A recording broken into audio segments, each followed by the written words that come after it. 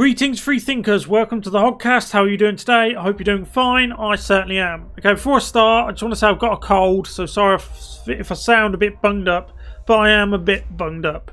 So we have this to go over. It's an article. We've got a clip to go over, but we're going to watch the clip afterwards, and that's only to back up this.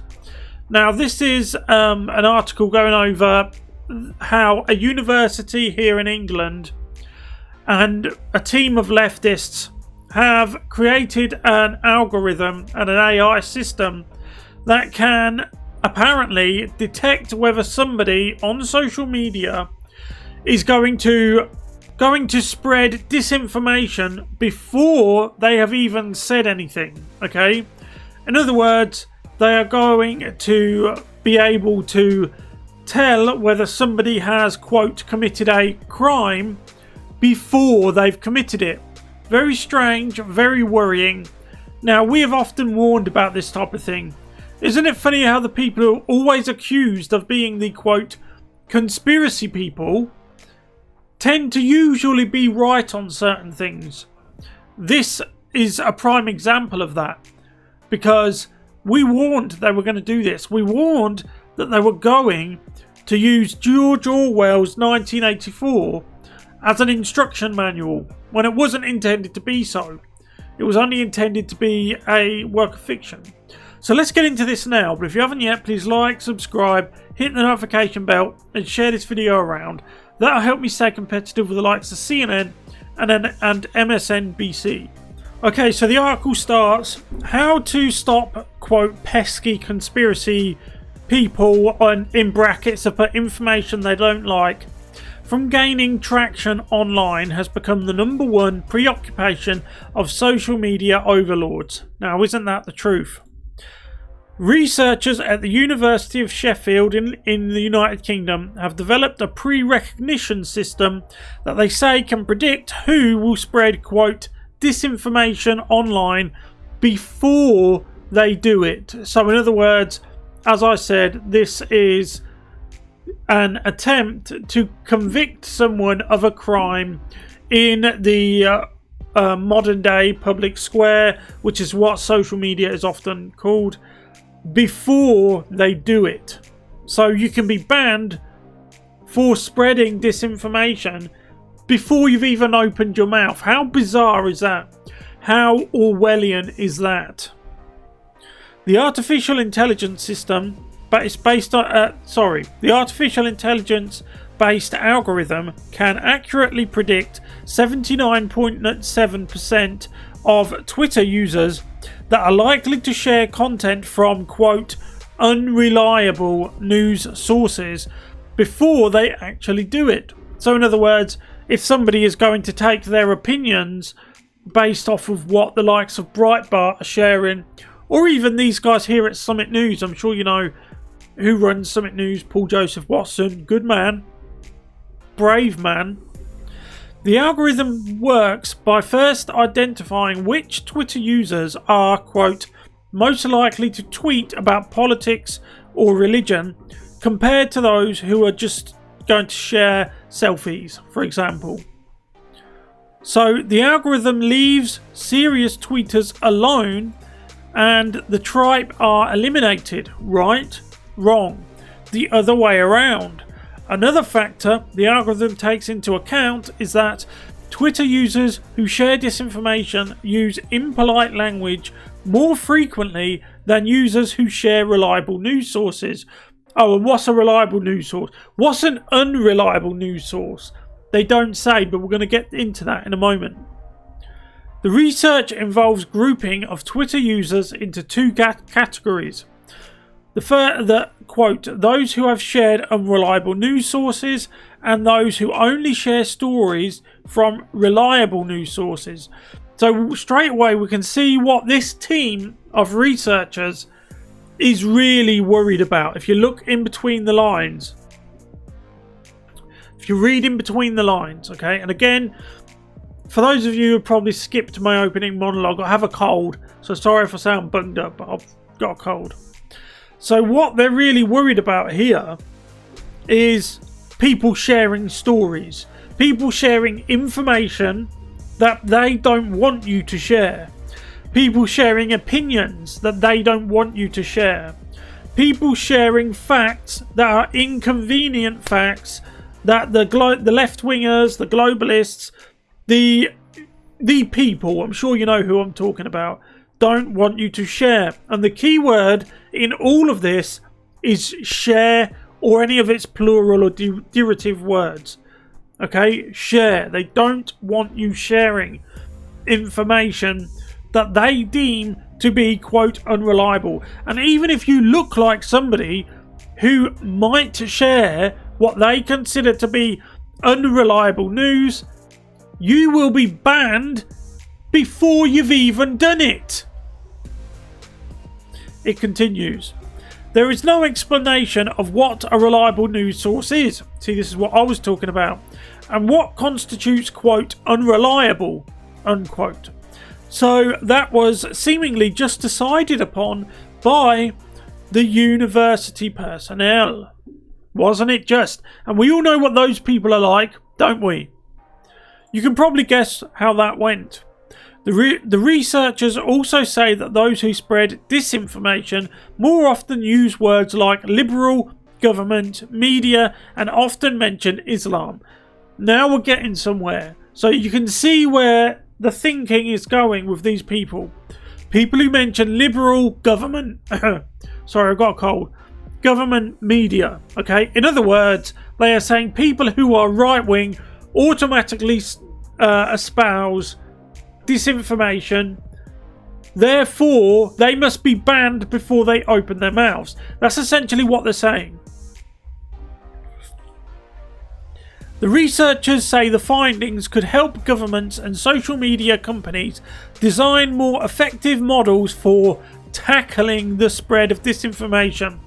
Okay, so let's fact check the fact checkers here. What they're saying by this mealy-mouthed, typical left-wing thing could help governments. So this is a help, you see. Silencing dissenting opinions isn't a hindrance. Silencing dissenting opinions is a help to governments against people and social media companies who might be spreading, quote, disinformation. In other words, let's fact check them. What they're saying is they want to ban people who may open their mouths before they open their mouths so that they don't have a chance of opening their mouths. And they're doing this based on the fact that they look like somebody who might open their mouths. In other words, this will help Facebook and Twitter censor people spreading information they don't want on their platforms. Sorry, when it comes to reading news, I know I'm no Tim Pool, and it doesn't help the fact that I've got a cold, but hey, I'm Tim Pool with a cold. I'm British Tim Pool with a cold.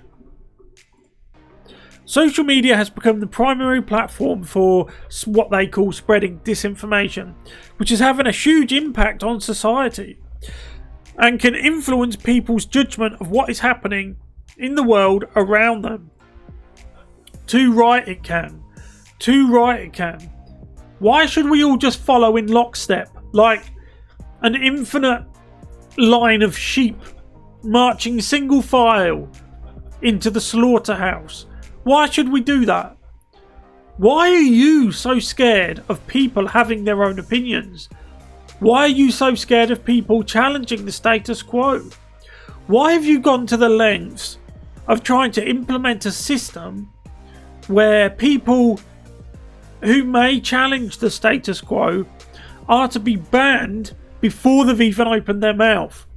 You can't be that secure in your own beliefs, and you can't have that much confidence in your own opinions if you have to do that to people.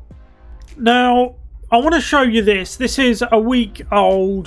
The article I went over with you was brand new. It came out literally this morning. But this is a week old and I've added it on to show you how the people who are often described as spreading conspiracies are usually, not always, and it is open to interpretation because it covers a wide field of things from little green men to men in black to what we're going to cover now.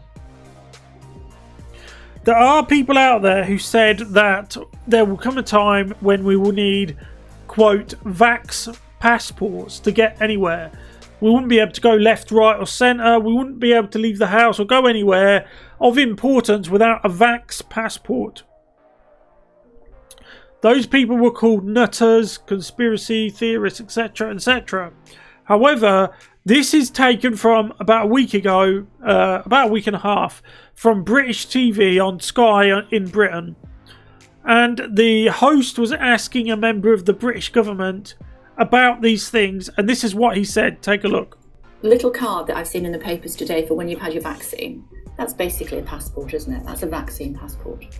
Well, ultimately, what we're looking to do is get this vaccine rolled out as quickly as possible. The Joint Committee on Vaccination and Immunisation have put forward their advice in terms of the prioritisation of the vaccine to protect the most vulnerable, our key workers, and then the various age bands, so that we can get this rolled out quickly and start working back towards the lives that we were used to living, and so actually having confidence is important, and that's what the rollout plan is all about. I have no problem with the vaccine passport, but Michael Gove sat there last week and said we were definitely not having one, and yet we see these cards. So she said she has no problem with the vax passport. Of course she wouldn't have, because she's a part of the mainstream media. She's a part of the in crowd.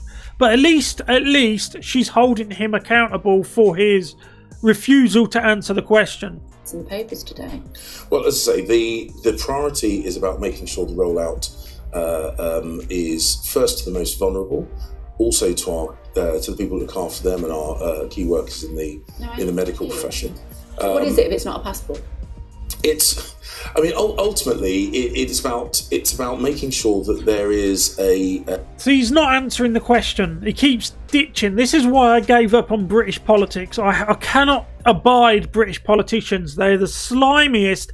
Imagine Washington DC Democrat politicians times 10,000. That is British modern politicians. All of the three main political parties in British politics, they are all the same. They are three arms of the same monster. Make no mistake about that. And they just keep doing this. They refuse to answer the question that was asked of them. Now, the reason why I'm showing you this, after I showed you the article, is because we warned about this. There was plenty of people who warned about these vax passports, and they were all called nutters. They were all called madmen. If that algorithm gets in, okay, if the government and if social media companies use these type of algorithms to isolate people and either shadow ban them, censor them, or outright delete their social media accounts, what does that say about these algorithms? Because they were right all along. People were right to raise these concerns and ask these questions all along, because it looks like they're going to implement the things we warned they would. And we got called conspiracy nutters. A wide rollout and confidence in that rollout as well. It's a passport, isn't it? It allows you to go into places that you wouldn't be able to go if you didn't have it. It's about unlocking people's lives. It's about unlocking the economy. It's about making sure we protect lives, protect livelihoods. Well, there you go. We get it. But it's a passport. And your colleague was saying it's not. So, politicians, when they come on my programme, I expect them to be as honest as you and tell my viewers exactly what's happening. He sat there less than a week ago saying we weren't having them, and we quite clearly are. Is that okay? And that's his answer. Okay. And he's got a smile on his face. These politicians, they're essentially saying to the people, we're taking your rights, and then we'll give you a passport back in exchange for you to have your rights back in a kind of light version or a demo version of your rights. But only for as long as we say you can have your rights back. It just disgusts me. Truly it does. Really it does. He's refused to answer any of the questions. And bear in mind, she's on his side. But to give her credit, at least she's asking him the questions. And she said herself, she's got no problem with having a passport. But my problem is silencing of people who warned they were going to introduce this and these types of things. And we were called conspiracy nerds all along. Anyway, I'm going to leave it there.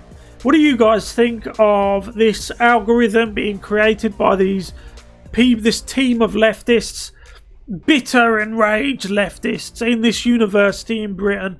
Let me know in the comment section below. I apologise again, I've got a cold, sore throat, bunged up nose, etc. I know I normally sound nasally, but I should imagine it's even worse today. Anyway, I'll see you in the next one. If you haven't yet, please like, subscribe, hit the notification bell and share this video around. See you in the next one. Goodbye.